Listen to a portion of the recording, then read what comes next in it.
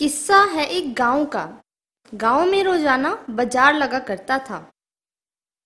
आकाश अपने दोस्त रामू के संग रोजाना बाजार जाया करता था। एक जगह उन्होंने देखा कि एक दुकान पर बहुत ज्यादा भीड़ लगी हुई है। रामू और आकाश ने वहां एक अंकल से पूछा, अंकल, यहाँ इतनी भीड़ क्यों लगी हुई है? बेटा, ये जो नई दुकान खुली है ना, इस पर लस्सी बहुत अच्छी मिलती है, तभी तो यहाँ पर इतनी भीड़ लगी हुई है। आज तुम मुझे लस्सी पिलाओ, 2 गिलास बनवा लेता हूँ।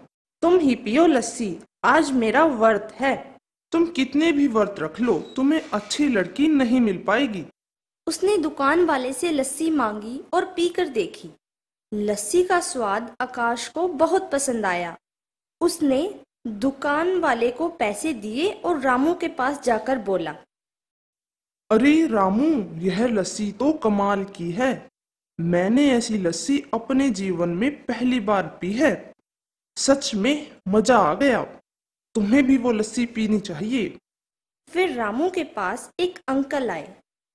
अंकल ने रामू से यही बात कही, तुम्हें भी वो लस्सी पीनी चाहिए। आकाश और रामू यही देख रहे थे कि हर कोई एक ही बात बोल रहा है, तुम्हें भी वो लस्सी पीनी चाहिए।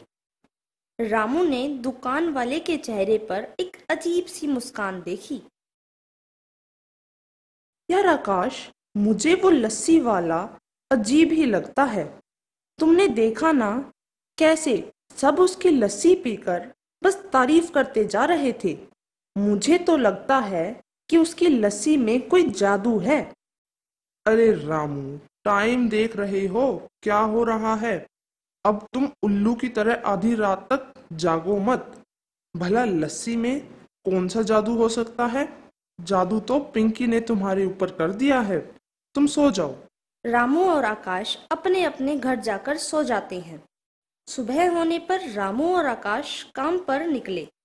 आकाश अपने काम में व्यस्त था। उसे बार बार लस्सी का स्वाद याद आता और वही लस्सी पीने का मन करता। अब आकाश काम करते करते रुक गया। अरे आकाश, तुम्हें क्या हुआ? मुझे लस्सी पीने का मन कर रहा है। मेरे मुंह में पानी आ रहा है।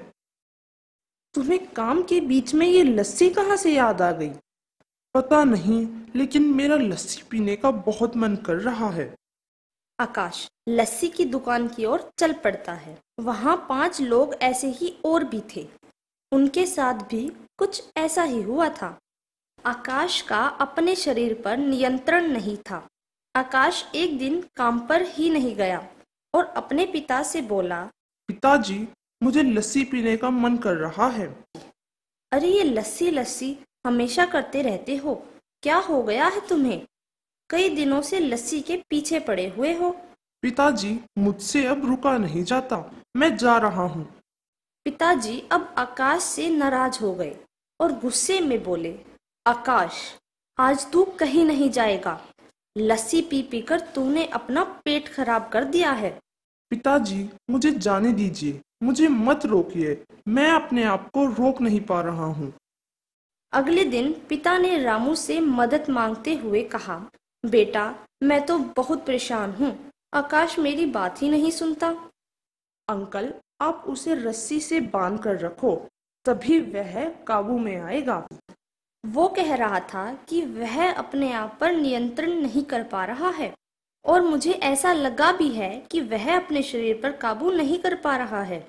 अंकल जी, यह तो बड़ी अजीब सी समस्या है। और यह तो वही कहावत हुई ना कि अपने शरीर पर काबू नहीं और पीने चले हैं लस्सी। बेटा, यह कैसी कहावत हुई? अरे अंकल जी, अभी यह सब छोड़िए।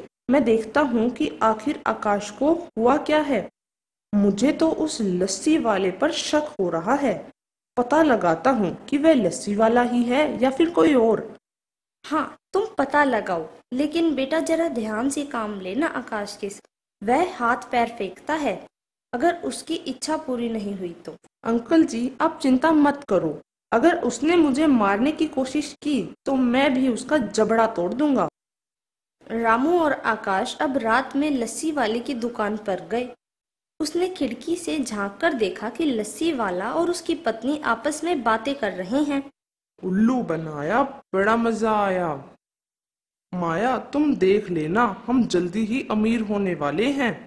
यह बात कोई नहीं जानता कि मैं एक केमिस्ट हूँ और अपनी लस्सी में ड्रग्स मिलाता हूँ। एक बार जो पी लेता है फिर उसे लत पड़ जाती है।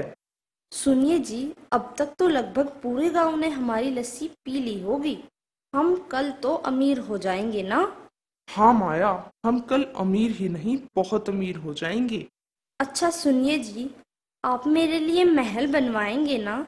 अभी महल के सपने मत देखो, कल के लिए जादुई लस्सी तैयार करनी है। अपने काम पर लग जाओ। चलो रसोई से जादुई चीनी लेकर आओ। यह सब देखकर रामू और आकाश को सब समझ में आ गया। फिर रामू और आकाश ने लस्सी वाले को पकड़कर पुलिस के हवाले कर दिया। अब लस्सी वाला सलाखों के पीछे अपने किए की सजा भुगत रहा है। बुरे काम का बुरा नतीजा, चाहे चाचा करे चाहे भतीजा।